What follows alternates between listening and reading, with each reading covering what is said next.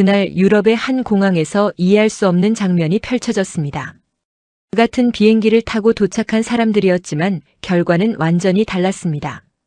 누군가는 단 몇 초 만에 입국장을 빠져나갔고 누군가는 긴 줄 앞에서 발이 묶여버렸습니다. 그녀 역시 그 줄에 서 있었습니다. 그리고 그 순간 처음으로 이런 생각이 들었습니다. 왜 나만 여기 있는 걸까요? 그때 옆에서 들려온 한마디. 한국에서 왔으면 바로 통과인데. 그 말이 모든 것을 바꾸기 시작했습니다. 영상을 시작하기 전에 구독, 좋아요 꾹 눌러주세요. 영상 제작에 큰 힘이 됩니다. 금요일 오후 4시 17분이었습니다. 사무실 한쪽에서 누군가 소리를 질렀어요. 야, 오사카 13만 원이래. 그 순간부터였습니다. 조용하던 사무실이 3초 만에 뒤집어졌어요. 여기저기서 의자 끄는 소리가 났습니다. 핸드폰을 꺼내는 소리, 카드 긁는 소리, 웃음소리. 옆자리 지은 씨가 자리에서 반쯤 일어나더니 저를 봤어요. 타라 씨, 빨리요. 자리 얼마 없대요. 저는 핸드폰을 들었습니다. 링크를 눌렀어요. 예약 페이지가 열렸습니다. 출발일 이번 주 토요일. 가격 12만 8천 원. 파란 버튼이 화면 맨 아래에 있었어요. 예약하기. 엄지손가락을 버튼 위에 올렸습니다. 그리고 멈췄어요. 머릿속에서 계산이 돌아갔습니다. 출발일 토요일. 오늘 금요일 오후. 비자 처리 최소 5영업일. 주말은 포함 안 됩니다. 3초였어요. 계산이 끝나는데 딱 3초. 손가락을 내렸습니다. 핸드폰을 뒤집어서 책상에 내려놨어요. 타라 씨는요? 지은 씨가 물었습니다. 기대에 찬 눈이었어요. 저는 못 가요. 왜요? 13만 원인데. 비자가 필요해서요. 지은 씨 얼굴이 굳었습니다. 아 하는 표정이었어요. 옆에서 듣고 있던 박 대리도 말을 멈췄습니다. 잠깐 어색한 침묵이 흘렀어요. 아, 맞다. 미안해요, 타라 씨. 괜찮아요. 익숙해요. 웃었습니다. 자연스럽게 아무렇지 않게. 7년 동안 연습한 웃음이었어요. 대화는 거기서 끝났습니다. 지은 씨는 다시 핸드폰을 받고 박 대리는 자기 모니터로 돌아갔어요. 사무실은 다시 들썩였습니다. 숙소 어디로 할지, 뭐 먹을지, 몇 시에 만날지. 저는 모니터를 켰습니다. 기획안 파일을 열었어요. 화면 속 글자들이 눈에 들어오지 않았습니다. 부럽다. 속으로만 했어요. 소리 내지 않았습니다. 저도 그냥 가고 싶었거든요. 거창한 게 아니었어요. 그냥 같이 공항 가서 수다 떨고 예쁜 사진 찍고 맛있는 거 먹고 그 평범한 것들이 하고 싶었습니다. 근데 저한테는 그게 13만 원짜리 일이 아니었어요. 비자 신청, 서류 준비, 대기, 결과 통보. 빠르면 일주일, 늦으면 그 이상. 그리고 결과가 나올 때까지는 아무것도 확정할 수 없습니다. 항공권도 숙소도 일정도. 그냥 기다려야 해요. 그러니까 동료들이 13만 원 내고 주말 여행 가는 동안 저는 그 주말에 출발할 수가 없는 거였습니다. 구조가 그랬어요. 누가 나쁜 게 아니었어요. 창밖을 봤습니다. 늦은 오후 햇살이 건물 유리에 반사되고 있었어요. 아름다운 풍경이었습니다. 근데 이상하게 멀게 느껴졌어요. 제 이름은 타라백입니다.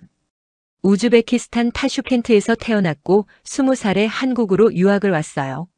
경영학과 마케팅을 공부했고 졸업 후 이 외국계 광고 회사에 취직했습니다.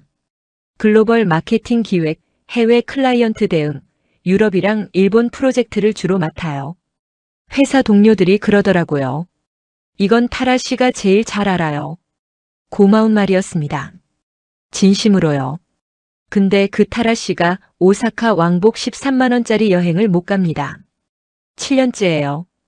이 나라에서 7년을 살았는데 저는 아직도 즉흥으로 비행기를 탈 수가 없어요.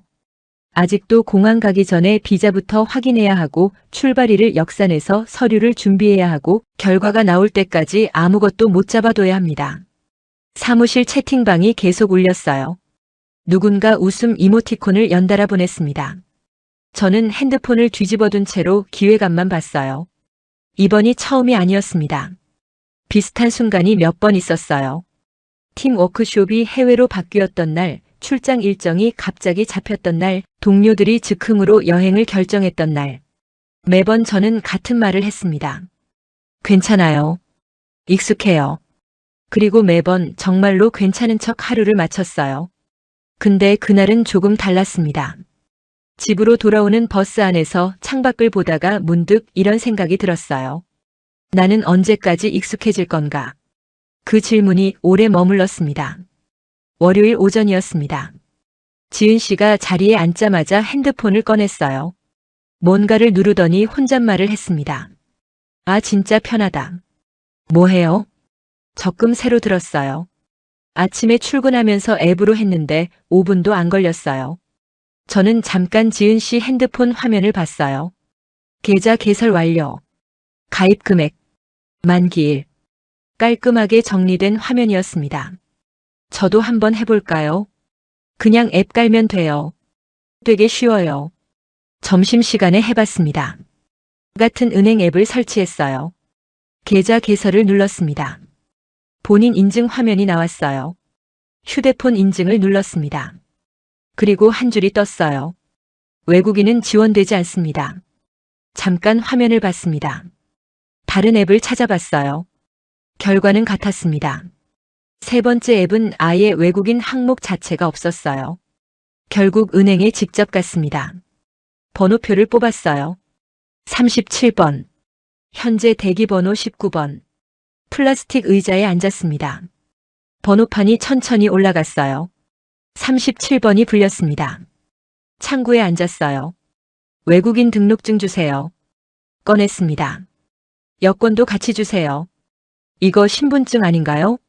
직원이 잠깐 멈췄어요. 표정이 미묘하게 굳었습니다. 관행상 여권도 확인해야 해서요. 관행. 그 단어 앞에서는 아무 말도 할 수가 없었어요. 따질 수도 없었습니다. 그냥 고개를 끄덕였어요. 내일 여권 가지고 다시 오세요. 자리에서 일어났습니다. 은행 문을 나서는데 햇살이 눈에 들어왔어요. 눈부셨습니다.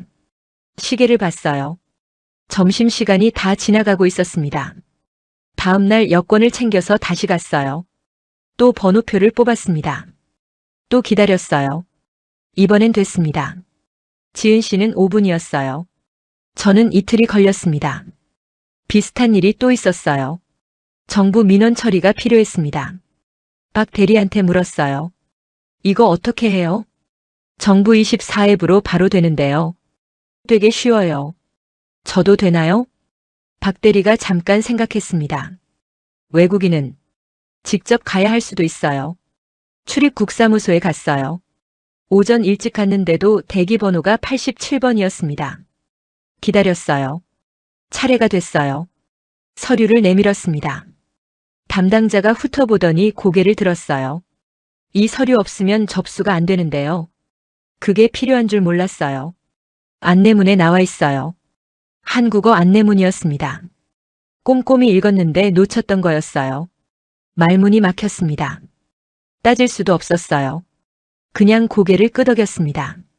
다시 준비해서 오세요. 자리에서 일어났어요.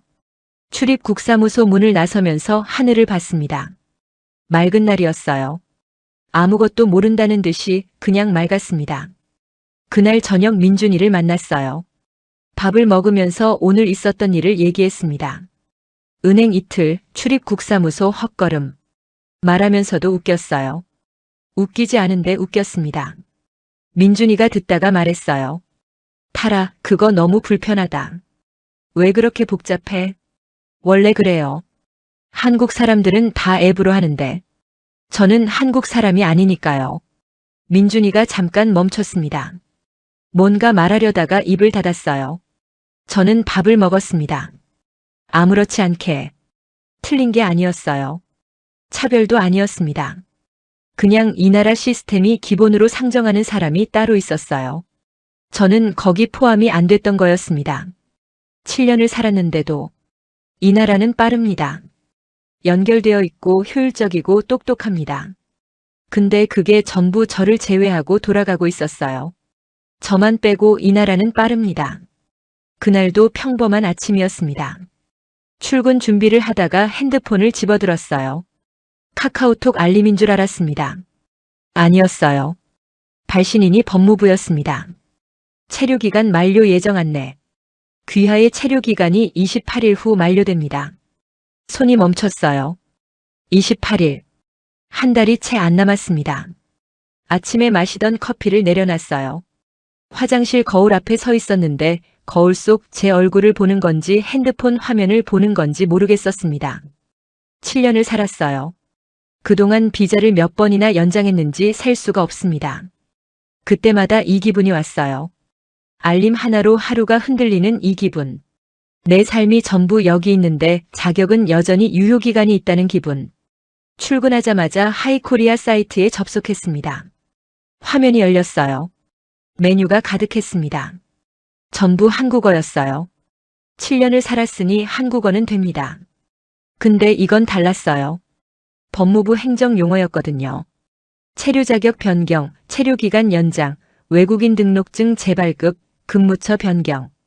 비슷해 보이는 단어들이 줄줄이 늘어서 있었습니다. 제 상황이 어디에 해당하는지부터가 불분명했어요.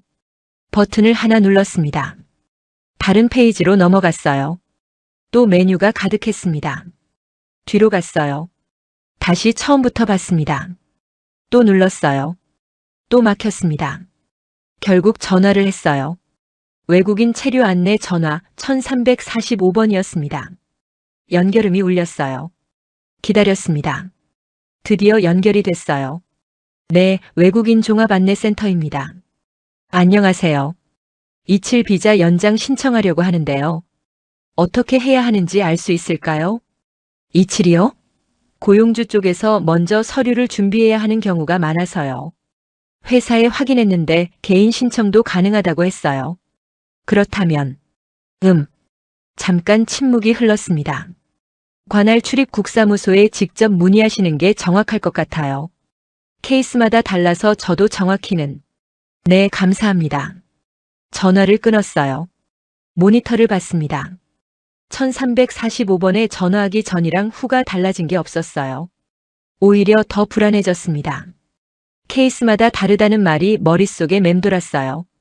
다음 날 출입국사무소에 갔습니다. 오전 9시에 갔어요. 문이 열리자마자 들어갔습니다.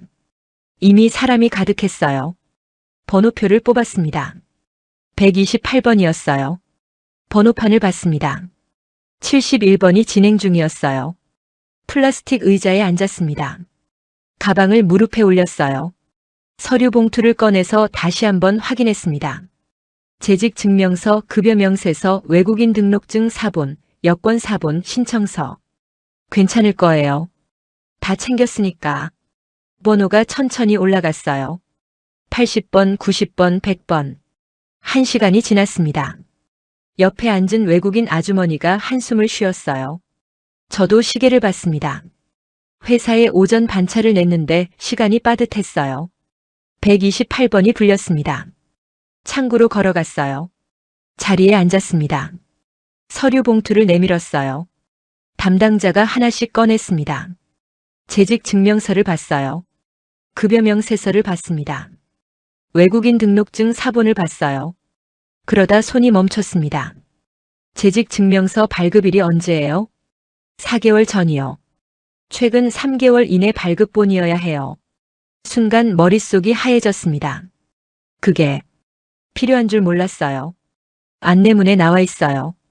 목소리가 차갑지는 않았어요. 그냥 사무적이었습니다. 틀린 말도 아니었어요. 근데 그게 더 막막했습니다. 다시 발급해 오면 오늘 접수 가능한가요? 담당자가 시계를 봤어요. 오늘은 마감 시간이 지나서요. 다음에 오셔야 해요. 자리에서 일어났습니다. 출입국사무소 문을 나섰어요. 바깥 공기가 차가웠습니다. 멈춰 섰어요. 한동안 아무것도 하지 않았습니다. 핸드폰이 울렸어요. 민준이었습니다. 어떻게 됐어요? 서류 하나 부족해서 못했어요. 다음에 다시 와야 해요. 에이, 진짜요? 고생했겠다. 괜찮아요. 전화를 끊었습니다. 괜찮지 않았어요. 근데 괜찮다고 했습니다. 그냥 그랬어요. 7년입니다. 여기서 공부했고 취직했고 친구를 사귀었고 민준이를 만났고 이 나라 말로 꿈을 꿉니다. 밥도 혼자 차려 먹고 세금도 내고 야근도 합니다. 어디 봐도 여기 사는 사람이에요. 근데 저는 아직도 이 나라에 있어도 된다는 걸 증명해야 합니다. 서류 하나가 부족하면 다시 오고 날짜가 지나면 다시 신청하고 기간이 만료되면 또 연장합니다. 끝이 없었어요. 끝이 있기는 한 건지 모르겠었습니다. 지하철을 탔어요. 사람들이 가득했습니다. 다들 어딘가로 가고 있었어요. 저도 어딘가로 가고 있었습니다. 근데 나는 어디로 가고 있는 걸까요? 그 질문이 지하철 소음 속에서 오래 머물렀습니다. 월요일 오전 10시였습니다. 회의실 유리문 너머로 팀장 김 부장이 보였어요. 노트북을 열어놓고 화면을 보고 있었는데 표정이 좋지 않았습니다. 박 대리가 제 옆을 지나가면서 작게 말했어요. 표정 봐요. 오늘 뭔가 있나 봐. 회의실 문을 열고 들어갔습니다. 팀원들이 하나씩 자리를 잡았어요. 김 부장이 노트북 화면을 팀원들 쪽으로 돌렸습니다. 이메일이 열려 있었어요. 유럽 클라이언트에서 온 메일이었습니다. 다들 읽어봐요. 조용히 읽었어요. 읽을수록 가슴이 내려앉았습니다. 클라이언트가 화가 났어요. 수정 방향이 자꾸 바뀐다. 담당자 말이 매번 다르다. 이번 주 안에 직접 대면 미팅이 없으면 계약을 재검토하겠다. 마지막 줄에 그렇게 써 있었습니다. 이번 주 안에 해결 못하면 끝이에요. 계약 깨지는 거예요. 김 부장이 팀원들을 천천히 훑어봤습니다. 아무도 말을 하지 않았어요. 이번 주 수요일 현지 미팅 가야 해요. 또 침묵이 흘렀습니다. 수요일이면 이틀 뒤였어요. 김 부장 시선이 저에게 멈췄습니다. 이건 타라 씨가 가야 해요. 박 대리가 바로 고개를 끄덕였어요. 맞아요. 이 클라이언트 건은 처음부터 타라 씨가 담당했잖아요. 수정 히스토리, 클라이언트 성향, 전부 타라 씨가 제일 잘 알아요. 다른 사람이 가면 설명이 안 돼요. 모든 시선이 저에게 쏠렸습니다. 인정받는 느낌이었어요. 7년 동안 이 회사에서 일하면서 내가 없으면 안 된다는 말을 들은 게 몇 번이나 됐던가요? 가슴 한편이 뜨거웠습니다. 근데 동시에 그 온기 밑에서 차가운 게 올라오고 있었어요. 머릿속에서 계산이 시작됐습니다. 출발일 수요일. 오늘 월요일 오전. 유럽 출장 비자 처리 기간 최소 5영업일. 주말은 포함 안 됩니다. 3초였어요. 계산이 끝나는데 딱 3초. 비자가 필요해서요. 제 목소리가 회의실에 깔렸습니다. 작은 목소리였어요. 비자요? 김 부장이 미간을 찌푸렸습니다. 얼마나 걸려요? 최소 5영업일이요. 김 부장이 노트북 화면을 봤어요. 달력을 열었습니다. 손가락으로 날짜를 짚었어요. 그리고 천천히 눈을 들었습니다. 아무 말도 안 했어요. 그 침묵이 답이었습니다. 시간이 없네요. 박 대리가 작게 말했습니다. 아무도 이 일을 달지 않았어요. 달 수가 없었습니다. 틀린 말이 아니었으니까요. 김 부장이 시선을 돌렸어요. 박 대리가 가야겠네요. 타라 씨는 자료 정리해서 박 대리한테 넘겨줘요. 최대한 자세하게요. 클라이언트 성향이랑 수정 히스토리 전부 다요. 네. 그게 전부였습니다. 네, 한 글자. 회의가 끝났어요. 팀원들이 자리에서 일어났습니다. 박 대리가 저한테 다가왔어요. 미안한 얼굴이었습니다. 타라 씨, 미안해요. 제가 잘할게요. 괜찮아요. 자료 잘 정리해서 드릴게요. 웃었습니다. 자연스럽게. 박 대리가 어깨를 한번 툭 치고 나갔어요. 회의실이 비었습니다. 저 혼자 남았어요. 자료를 챙기면서 잠깐 멈췄습니다. 창밖을 봤어요. 하늘이 파랬습니다. 구름 한 점 없이. 아무것도 모른다는 듯이 그냥 파랬어요. 자리로 돌아왔습니다. 모니터를 켰어요. 클라이언트 폴더를 열었습니다. 파일이 줄줄이 나왔어요. 6개월치였습니다. 초안 17개, 수정본 34개, 피드백 메모, 회의록, 클라이언트 성향 분석. 전부 제가 만든 거였어요. 이걸 이틀 안에 설명해야 했습니다. 잘 알고 있었어요. 6개월짜리 맥락은 이틀 브리핑으로 전달이 안 된다는 거. 이 클라이언트는 담당자가 바뀌는 걸 극도로 싫어하는 사람이었습니다. 말투가 조금만 달라져도 눈치를 챘어요. 박 대리가 잘못한 게 아니에요. 그냥 저여야 하는 미팅이었습니다. 결과가 어떻게 될지는 뻔했어요. 브리핑 파일을 새로 만들었습니다. 제목을 쳤어요. 클라이언트 인수인계 자료. 손가락이 키보드 위를 움직였어요. 글자들이 채워졌습니다. 근데 이상했어요. 타이핑을 하는데 손이 제 손 같지 않았습니다. 화면이 눈에 들어오는데 머릿속은 자꾸 다른 데 가 있었어요. 나는 해결할 수 있었습니다. 데이터도 알고 클라이언트 성향도 알고 해결 방법도 알고 있었어요. 전부 제 머릿속에 있었습니다. 근데 갈 수 없었어요. 능력이 부족한 게 아니었어요. 준비가 안 된 게 아니었습니다. 여건이 달랐어요. 그것 하나였습니다. 그것 하나 때문에 오늘 이 자리에서 인수인계 파일을 만들고 있었어요. 타이핑을 멈췄습니다. 잠깐 눈을 감았어요. 그리고 조용히 결심했습니다. 다음엔 내가 간다. 무슨 일이 있어도.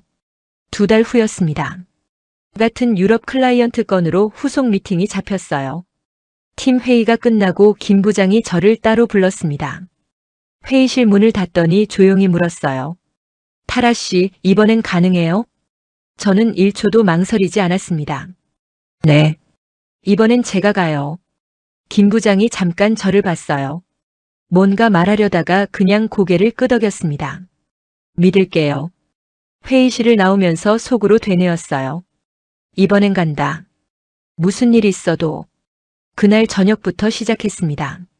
노트북을 펼치고 유럽 출장 비자 서류 목록을 검색했어요. 화면을 보는 순간 숨이 잠깐 막혔습니다. 여권 사본, 재직 증명서, 급여 명세서 3개월치, 잔고 증명서, 항공권 예약 확인서, 호텔 예약 확인서, 여행자 보험 가입 확인서, 회사 초청장, 사업자 등록증 사본, 대사관 면접 예약 확인서. 10가지였어요.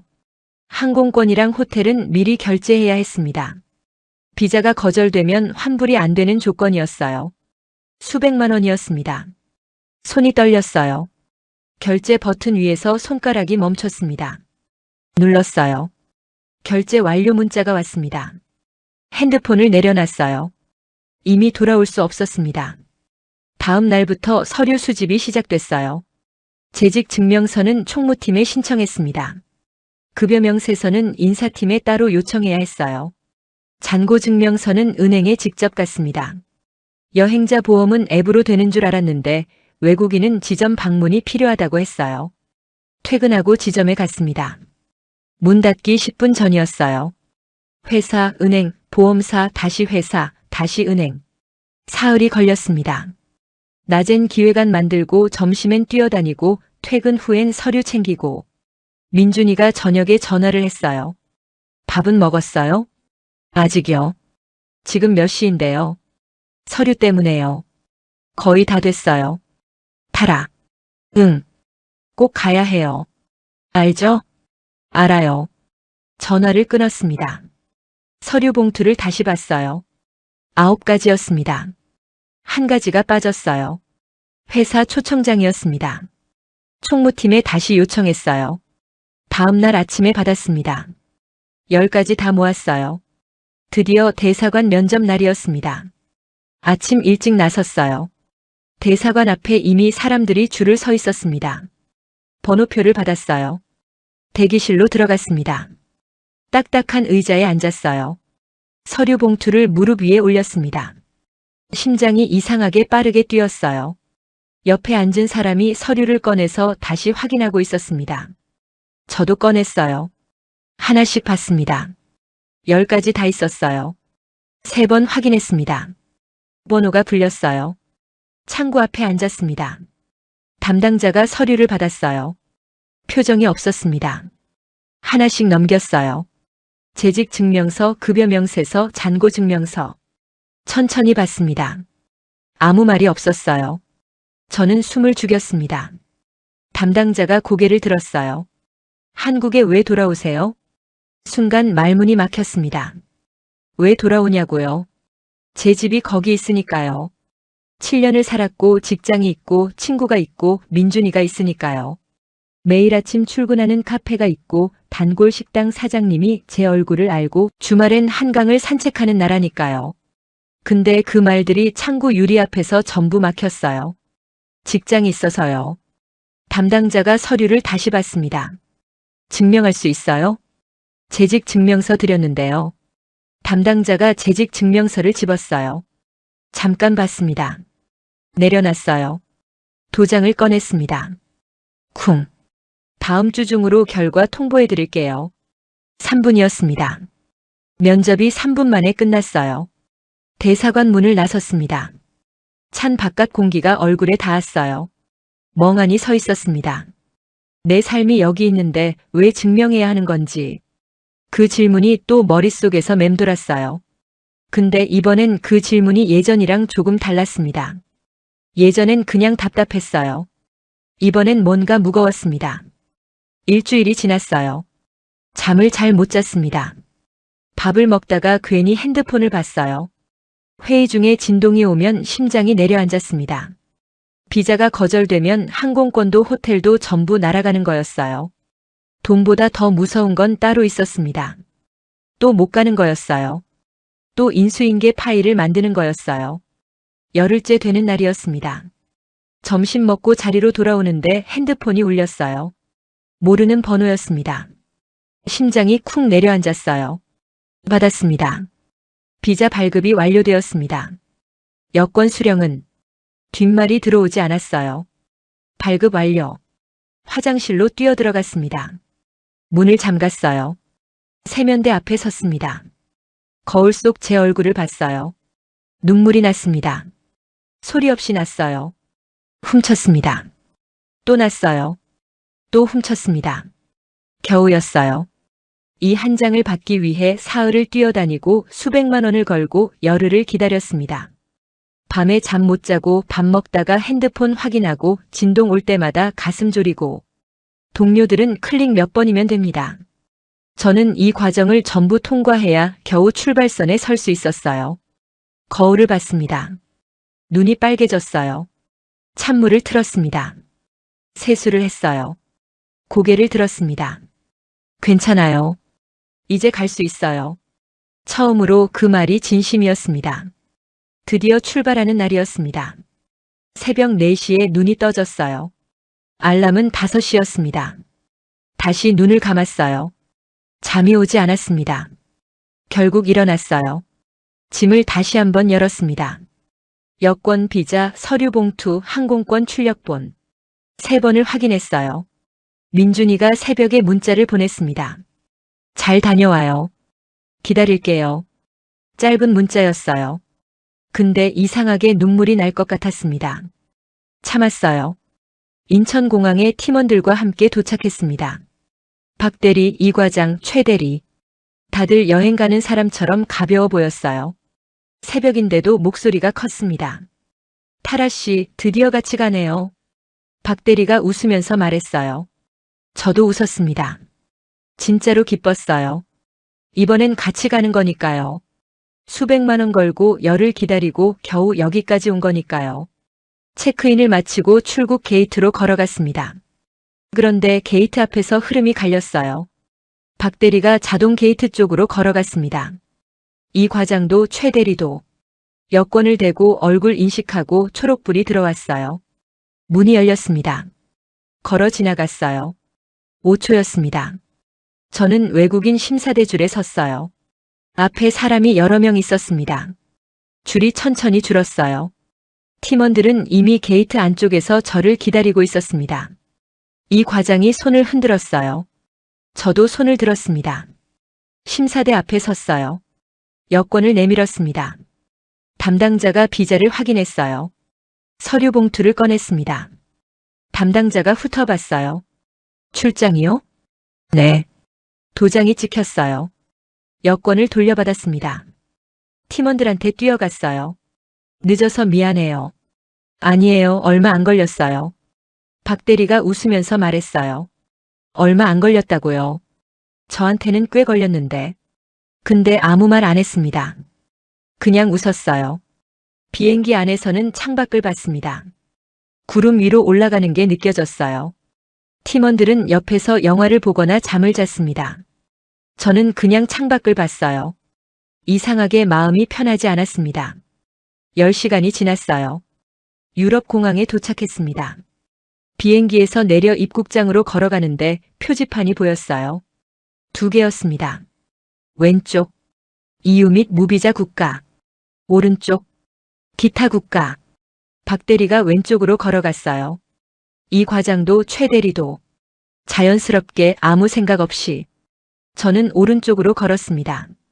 줄이 길었어요. 팀원들 쪽을 흘끗 봤습니다. 이미 줄 앞쪽에 가 있었어요. 줄 자체가 짧았거든요. 몇 분 안에 나갈 것 같았습니다. 저는 앞을 봤어요. 줄이 길게 늘어서 있었습니다. 핸드폰이 울렸어요. 박 대리 문자였습니다. 우리 먼저 나갈게요. 호텔에서 봐요. 네, 먼저 가요. 답장을 보내고 핸드폰을 주머니에 넣었어요. 줄이 천천히 움직였습니다. 앞 사람이 한 명 빠지면 또 한 명 빠지고 공항 소음이 귓가에 울렸어요. 안내방송, 캐리어 끄는 소리, 어딘가에서 우는 아이 소리. 30분이 지났습니다. 담당자 앞에 섰어요. 여권 주세요. 내밀었습니다. 방문 목적? 출장이요. 어느 회사요? 서류를 꺼냈어요. 담당자가 봤습니다. 또 질문이 이어졌어요. 얼마나 있을 건지, 누구를 만나는지, 숙소는 어디인지. 하나씩 대답했습니다. 도장이 찍혔어요. 입국장을 나왔습니다. 팀원들이 없었어요. 당연했습니다. 40분이 넘었으니까요. 공항 로비를 걷는데 이상하게 다리가 무거웠어요. 피곤해서가 아니었습니다. 뒤를 돌아봤어요. 오른쪽 줄이 아직도 길게 늘어서 있었습니다. 지쳐 보이는 사람, 서류 봉투를 꽉 쥔 사람, 멍하니 앞만 보는 사람. 조금 전까지 제가 거기 서 있었어요. 같은 비행기를 타고 왔습니다. 같은 시간에 출발했어요. 근데 도착은 달랐습니다. 공항 의자에 잠깐 앉았어요. 짐을 내려놨습니다. 천장을 봤어요. 높고 넓었습니다. 사람들이 분주하게 지나갔어요. 다들 어딘가로 향하고 있었습니다. 그때 문득 이런 생각이 들었어요. 나는 입국한 게 아니었습니다. 확인당한 거였어요. 수백만 원을 걸고 사흘을 뛰어다니고 열흘을 기다리고 대사관에서 3분 면접을 보고 공항에서 40분을 서 있다가 겨우 확인당한 거였습니다. 언제까지 이 줄에 서야 하는 걸까요? 핸드폰을 꺼냈어요. 호텔 주소를 검색했습니다. 자리에서 일어났어요. 짐을 다시 들었습니다. 출구를 나서는데 찬 바람이 얼굴에 닿았어요. 눈을 잠깐 감았습니다. 내일은 미팅이었어요. 6개월을 준비한 미팅이었습니다. 이 나라까지 오기 위해 그보다 훨씬 많은 걸 준비해야 했던 미팅이었어요. 걷기 시작했습니다. 그 질문을 가슴에 품은 채로.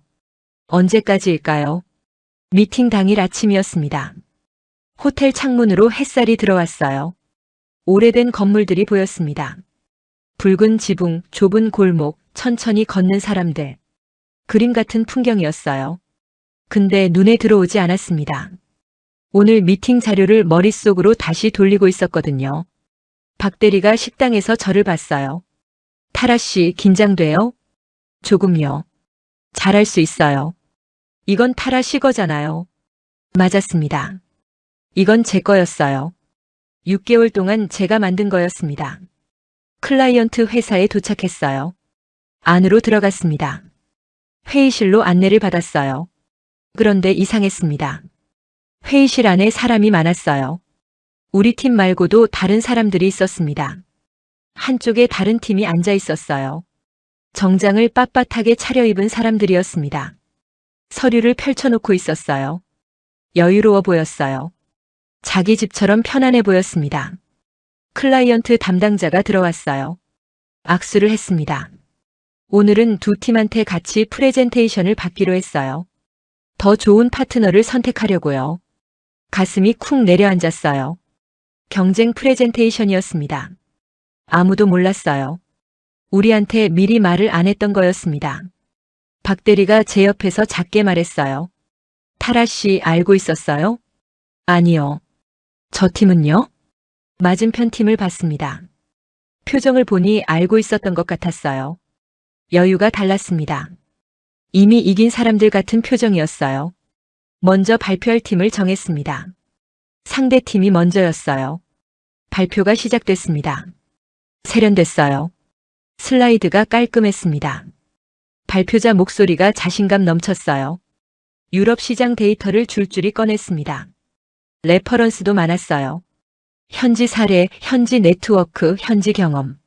발표 내내 클라이언트 담당자가 고개를 끄덕였습니다. 발표가 끝났어요. 박수가 나왔습니다. 클라이언트 담당자가 웃으면서 말했어요. 인상적이네요. 저는 팀원들을 봤습니다. 표정들이 어두워져 있었어요. 이 과장이 작게 말했습니다. 저 팀이랑 우리가 비교가 되겠어요? 솔직히 저도 모르겠었어요. 저 팀은 현지 팀이었습니다. 언어도 네트워크도 시장 이해도도 우리보다 앞설 수 있었어요. 우리 차례가 됐습니다. 저는 자리에서 일어났어요. 노트북을 연결했습니다. 첫 슬라이드를 띄웠어요. 클라이언트 담당자를 봤습니다. 상대팀을 봤어요. 팀원들을 봤습니다. 숨을 한번 들이쉬었어요. 시작했습니다. 첫 슬라이드는 숫자였어요. 숫자 하나만 있었습니다.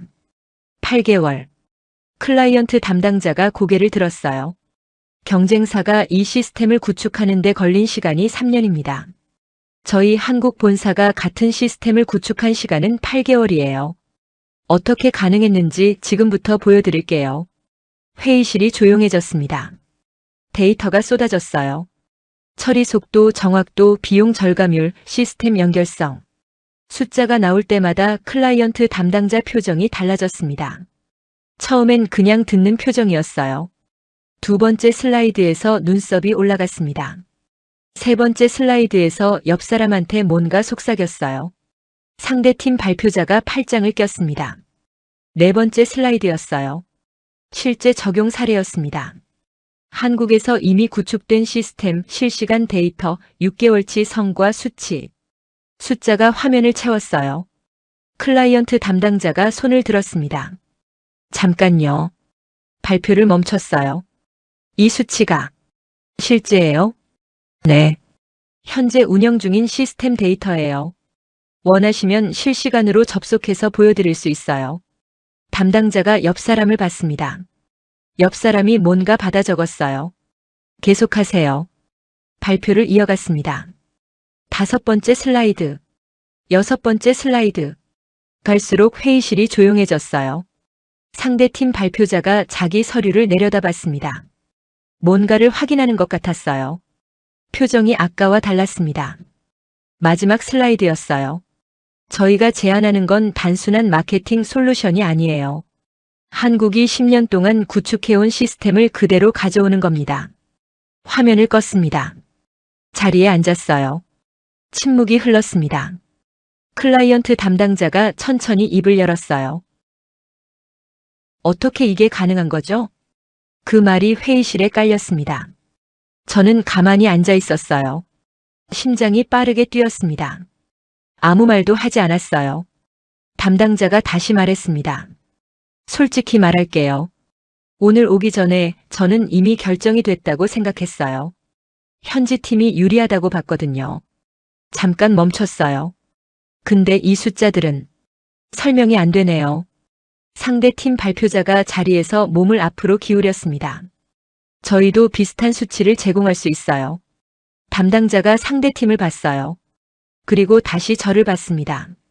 비슷한 게 아니라 이게 이미 돌아가고 있다는 게 다른 거예요. 상대팀 발표자가 입을 닫았습니다. 저는 그 장면을 봤어요. 인천공항에서 저를 외국인 줄에 세워뒀던 그 나라 사람들이 지금 한국 숫자 앞에서 말을 잃고 있었습니다. 입국장에서 제 서류를 하나하나 확인하던 그 나라가 지금 한국한테 어떻게 이게 가능하냐고 묻고 있었어요. 심장이 쿵쿵 뛰었습니다. 이상한 감정이 올라왔어요. 뭔지 정확히 설명할 수 없었습니다. 뿌듯한 것도 같고 울컥한 것도 같고 뭔가 긴 시간이 한꺼번에 밀려오는 것도 같았어요. 7년이었습니다. 비자, 서류, 줄, 기다림. 이 나라에서 확인당하고 저 나라에서 확인당하고 그렇게 7년을 살았어요. 근데 제가 대표해서 가져온 이 나라가 지금 저 사람들을 침묵시키고 있었습니다. 미팅이 끝났어요. 복도를 걷는데 박 대리가 제 옆으로 왔습니다.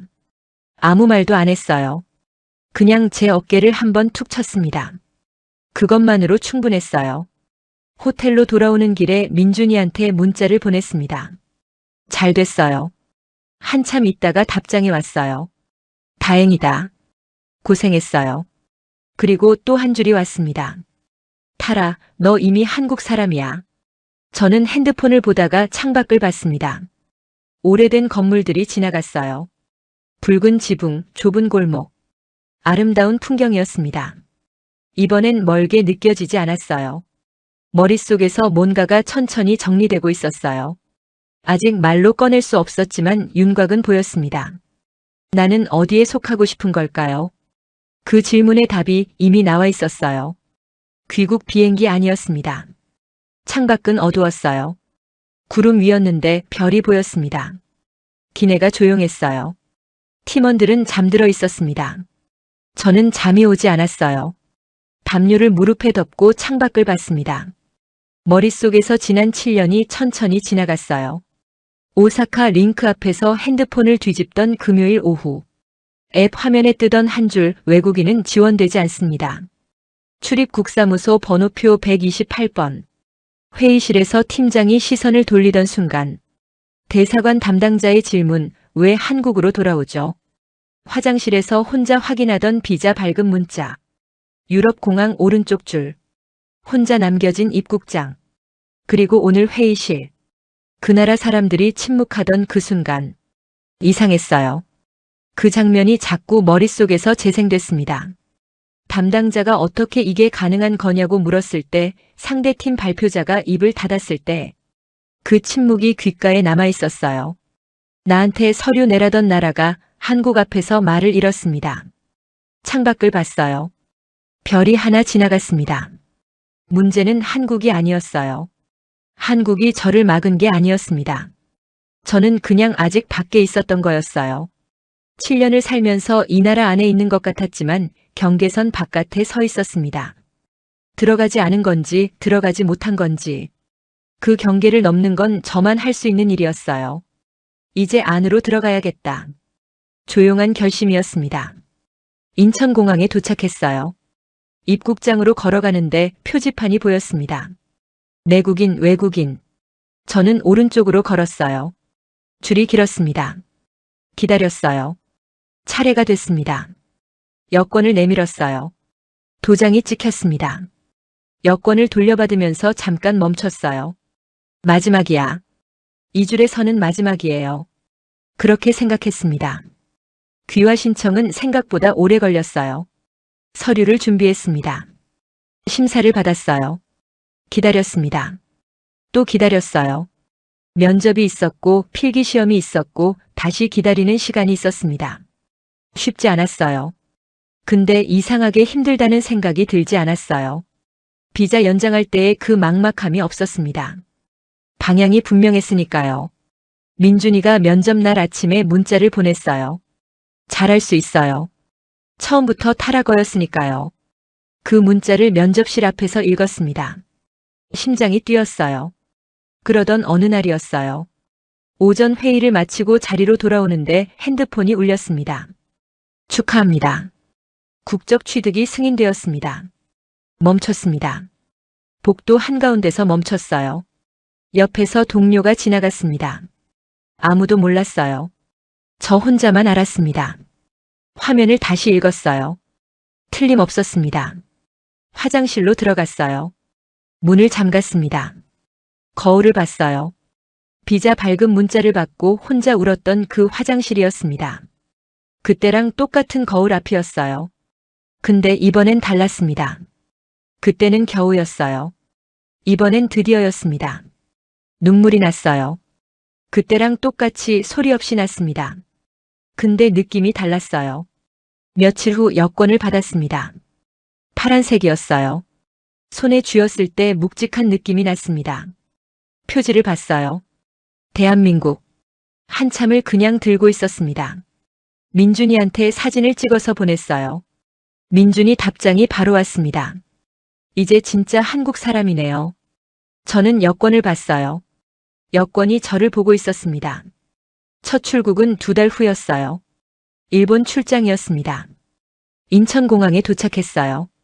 체크인을 마쳤습니다. 출국 게이트로 걸어갔어요. 팀원들이 옆에서 걷고 있었습니다. 자동 게이트 앞에 섰어요. 여권을 댔습니다.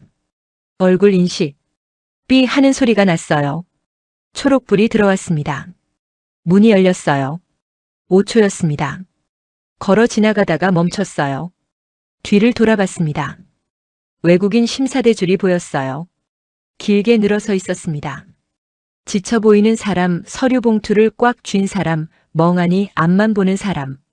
조금 전까지의 저였어요. 7년 동안의 저였습니다. 조용히 시선을 거뒀어요. 앞을 봤습니다.